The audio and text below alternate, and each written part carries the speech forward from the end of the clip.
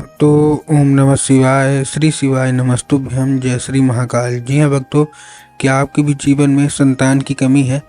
आप लोग बहुत ज़्यादा परेशान हैं कि आखिरकार आपके जीवन में संतान की इतनी ज़्यादा कमी क्यों है। ठीक ना, आपके विवाह को भी काफ़ी ज़्यादा समय हो चुका है। किसी के विवाह को 3 साल हो गया, किसी के 5 साल हो गया, किसी के 7 साल हो गया है, लेकिन अभी भी संतान की जो कमी है ना, वो वैसी की वैसी बरकरार है। आपको समझ में नहीं आ रहा कि आखिर ऐसा क्या होगा कि आपके जीवन में संतान प्राप्ति नहीं हो पा रही है। तो आपको परेशान होने की ज़रूरत नहीं है। अगर आपने बहुत ज़्यादा डॉक्टरों को दिखा दिया है, बहुत ज़्यादा पैसा खर्च कर दिया है, बहुत ज़्यादा दवाइयाँ भी करवा ली हैं, लेकिन फिर भी संतान प्राप्ति नहीं हो पा रही है, तो आज का ये उपाय जो मैं आपको बताने वाला हूँ ना, ध्यान से सुनिएगा, ध्यान से समझिएगा। पूरा का पूरा मैं आपको बताने वाला हूँ, एक एक चीज़ ध्यान से सुन के अच्छे से करिएगा। देखिए, आपको भी पता है कि पूज्य गुरुदेव की जो कथा होती है उसमें लाखों की भीड़ आती है। कैसे भीड़ आती है? लाखों की भीड़ आती है। और जब गुरुदेव की कथा में लाखों की भीड़ आती है तो वहाँ ज़्यादातर जो भक्त होते हैं ना, वो क्या करते हैं, पत्र के द्वारा अपनी इच्छा और अपनी मनोकामना जो है वो गुरुदेव तक पहुँचाते हैं। तो अभी गुरुदेव की कथा चल रही थी, आज से 4 से 5 महीना पहले की बात है। गुरुदेव की क्या है, कथा चल रही थी और गुरुदेव की कथा में लाखों की भीड़ आई। अब जब गुरुदेव की कथा में लाखों की भीड़ आई तो वहाँ ज़्यादातर जो भक्त थे उन्होंने क्या किया, पत्र के द्वारा अपनी इच्छा और अपनी मनोकामना जो थी वो गुरुदेव तक पहुँचाई। अब जब गुरुदेव के पास पत्र पहुँचा और गुरुदेव ने पत्र पढ़ा तो वहाँ गुरुदेव ने देखा, क्या देखा कि ज़्यादातर जो भक्त हैं उनकी क्या है, केवल एक ही इच्छा और एक ही मनोकामना है कि गुरुदेव हमारे जीवन में ना संतान की जो कमी है ना वो बनी हुई है। हमको समझ में नहीं आ रहा कि आखिर ऐसा क्या हो गया कि हमारे जीवन से संतान की जो कमी है वो दूर नहीं हो रही है। हमने बहुत ज़्यादा प्रयास किया कि संतान की जो कमी है वो दूर हो जाए, कितने डॉक्टरों को दिखा दिया, कितनी दवाइयाँ करवा ली, लेकिन फिर भी संतान की जो कमी है ना वैसी की वैसी ही बनी है। कृपया करके कोई उपाय बता दें। हम लोग बहुत ज़्यादा परेशान हैं। किसी के विवाह को 3 साल हो गया था, किसी के विवाह को 5 साल हो गया था, किसी के विवाह को 8-8 साल भी हो गया था, लेकिन संतान प्राप्ति नहीं हो पा रही थी। सब लोग यही मांग कर रहे थे कि गुरुदेव कोई ना कोई उपाय बता दे। जब गुरुदेव ने देखा तब गुरुदेव ने 2 से 3 उपाय बताए और कहा केवल और केवल ये उपाय कर लेना। तुम्हारी जो भी समस्या है, जो भी दिक्कत है, अगर संतान प्राप्ति नहीं हो पा रही है ना तो ये उपाय कर लेना। अवश्य रूप से तुम्हारे जीवन में संतान की जो कमी है वो दूर होगी और संतान प्राप्ति अवश्य रूप से होगी ही होगी। अब जब गुरुदेव ने ये उपाय बताया तो लोगों ने जा जाके इस उपाय को घर में करना शुरू कर दिया। अब जैसे ही लोगों ने जा जाके इस उपाय को घर में करना शुरू कर दिया तो वही लोग गुरुदेव की कथा में मात्र 1 से 1.5 महीने के बाद वापस आए। अब जब वही लोग गुरुदेव की कथा में वापस आए तो उन्होंने क्या किया, फिर से एक बार गुरुदेव को पत्र लिखा। लेकिन ये वाला जो पत्र था ना, ये गुरुदेव को धन्यवाद के रूप में पत्र था कि गुरुदेव धन्य हो आपका, आपके द्वारा बताया गया उपाय हमने कर लिया है।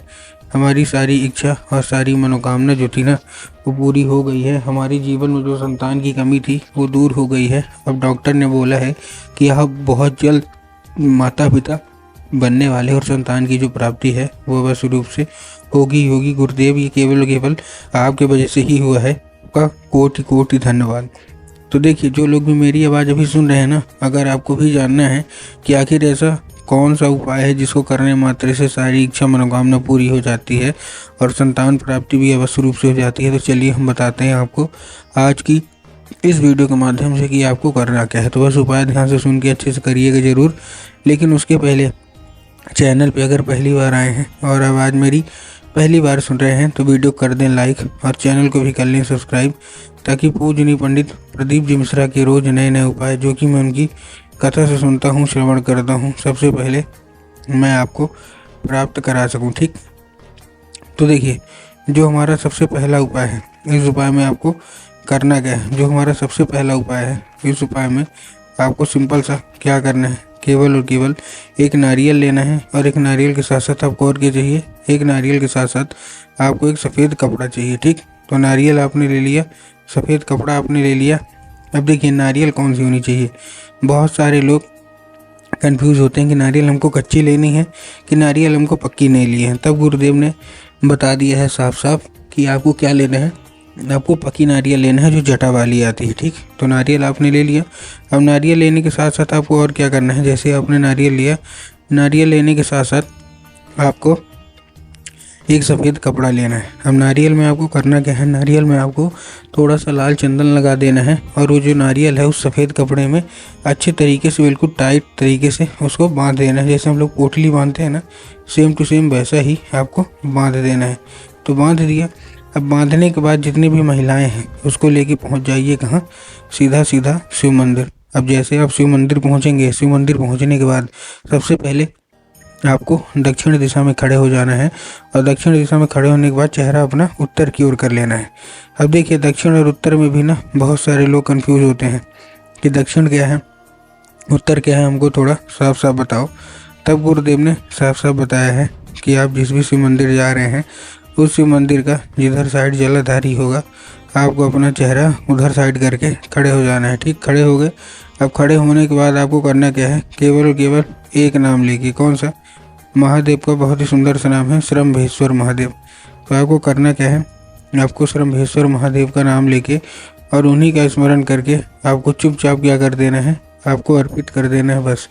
पूज्य गुरुदेव कहते हैं कि अगर आपने श्रम्भेश्वर महादेव का ये उपाय कर लिया तो बस रूप से इच्छा मनोकामना जो है वो पूरी होगी ही होगी। ये था कौन सा हमारा, ये था हमारा पहला उपाय। अब हम चलते हैं अपने दूसरे उपाय की ओर। अब देखिए जो हमारा दूसरा उपाय है ना, इस उपाय में आपको करना क्या है, इस उपाय में सिंपल से मैं आपको बता रहा हूँ। इस उपाय में सबसे पहले आपको लेना क्या है, सफ़ेद आंकड़ा आप जानते हैं ना, बस आपको सफ़ेद आंकड़े की जो जड़ होती है ना वो ले लेना है, ठीक। तो सफ़ेद आंकड़े की जड़ आपने ले लिया। अब सफ़ेद आंकड़े की जड़ लेने के बाद आपको करना क्या है, जैसे ही आप सफ़ेद आंकड़े की जड़ लेंगे आपको ध्यान रखना है कि सफ़ेद आंकड़े की वो जड़ ही होनी चाहिए, फूल नहीं लेना। बहुत सारे लोग सफ़ेद आंकड़े क्या करते हैं, फूल ले लेते हैं, जो कि गलत है। तो आपको सफ़ेद आंकड़े की जो फूल हैं वो नहीं लेना, सफ़ेद आंकड़े की जो जड़ होती है वो लेना है, ठीक। ले लिया। अब लेने के बाद आपको करना क्या है, जैसे आपने लिया, लेने के बाद आपको चुपचाप क्या करना है, एक लाल धागा लेना है। लाल धागा जो कलाई वगैरह में बांधते हैं वैसा आपको लाल धागा लेना है, ठीक। ले लिया लाल धागा। अब लाल धागा लेने के बाद आपको करना क्या है, वो जो है, ठीक ना, सफ़ेद आंकड़े की जड़ है उसको क्या करना है, उसको अच्छे तरीके से बांध लेना है, ठीक। बांधने के बाद आपको करना क्या है, जैसे आपने उसको बांध लिया, बांधने के बाद आपको उसको लेके पहुंच जाना है सीधा सीधा शिव मंदिर और माता शोक सुंदरी वाली जगह में। अब देखिए जिसको पता है कि माता शोक सुंदरी की जगह कहाँ होती है उनका तो ठीक, लेकिन बहुत सारे ऐसे लोग हैं जिनको ही नहीं पता कि माता शोक सुंदरी की जगह कहाँ होती है। तो गुरुदेव ने बताया जो जलाधारी है, जलाधारी के बिल्कुल बीचों बीच माता शोक सुंदरी की जगह होती है, वहाँ अर्पित करके उसको औषधि के रूप में मांगना है। 5 मिनट के बाद अपने कमर पे बांध लेना है, 1 से 1.5 महीना बांध के रखिए, अवश्य रूप से संतान प्राप्ति होगी ही होगी।